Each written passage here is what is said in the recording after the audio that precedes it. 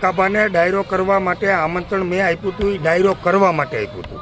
હકાભાએ સ્વૈચ્છિક સમર્થન જાહેર કર્યું છે. અમે કોઈએ નથી કીધું કે તમે અમને સમર્થન આપો. હકાભા રંગમાં આવી ગયા, પબ્લિક જોઈ અને એને જાહેરાત કરી કે મારું ખેડૂતોને સમર્થન છે. જો ખેડૂતોને સમર્થન હોય તો આવા કાવા દાવા ના કરવાના હોય, ખેડૂતોની પીડા સમજવાની હોય અને પાઘડી પહેરી અને આગેવાની લેવાની જીદ ના કરવાની હોય. હવે એની જીદ હતી કે આ સમિતિને લઈને હું સરકારમાં જાઉં, આગેવાની લઉં અને વરબાપ બનું. તો સીધી ક્યાંય પણ થાળી તૈયાર મળતી નથી. હોટલમાં મળે પૈસા દઈને, બાકી જમવાની થાળી બનાવવી હોય તો એના માટે મહેનત કરવી પડતી હોય છે. એટલે હકાભાના જે બ્લેમ છે એ એની જગ્યાએ છે ને એથી મોટા બ્લેમ હજી આવશે આ આંદોલનને તોડવા માટેના. એ એફએસએલ કરી શકે છે, એફએસએલ કરી શકે છે, કેસ કરી શકે છે. મને મારી નાખવાની ધમકીઓ આપવામાં આવી છે અને મારી પાસે ઓડિયો નથી, કારણ કે હું કોઈ દિવસ કોઈ પણ વ્યક્તિના રેકોર્ડિંગ કરતો નથી.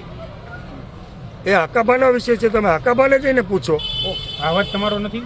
મારો અવાજ નથી, એની હું જવાબદારી સાથે